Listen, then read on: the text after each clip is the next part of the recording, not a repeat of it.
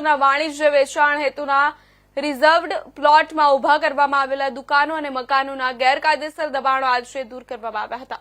ખોડિયારનગરમાં કોર્પોરેશનના reserve plot જેનો વાણિજ્ય વેચાણનો હેતુ છે તેના પર અંદાજે 7 જેટલા મકાનો અને 6 જેટલી દુકાનો ગેરકાયદેસર રીતે બની હતી, જે અંગે પાલિકા તંત્રને મળેલી ફરિયાદના આધારે તેઓએ દબાણ કરનારાઓએ અહીંથી ખસી જવા નોટિસ આપી હતી। તે બાદ અલગ અલગ સમયે 2 વાર દબાણકર્તાઓને અહીંથી ખસી જવા માટે મૌખિક સૂચના પણ આપવામાં આવી હતી।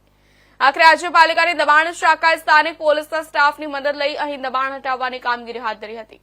પાલિકા તંત્રની કાર્યવાહી અગાઉ સ્થાનિક રહીશોએ સ્વૈચ્છિક રીતે પોતાના કેટલાક દબાણો દૂર કરવાના શરૂ કર્યા હતા।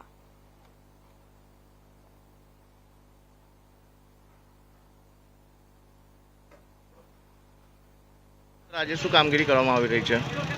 આજે વહીવટી બોર્ડ નંબર 4 PP 107 કોર્પોરેશનનો રિઝર્વ પ્લોટ છે વાણિજ્ય વેચાણ હેતુનો।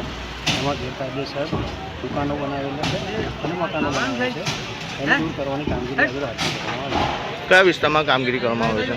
સયાજીપુરા ખોડિયારનગરથી અંદર ડીમાર્ટની પહેલાં। આપનો પરિચય? સુરેન્દ્રનગર જિલ્લા પોલીસ દ્વારા સોશિયલ મીડિયામાં ખોટા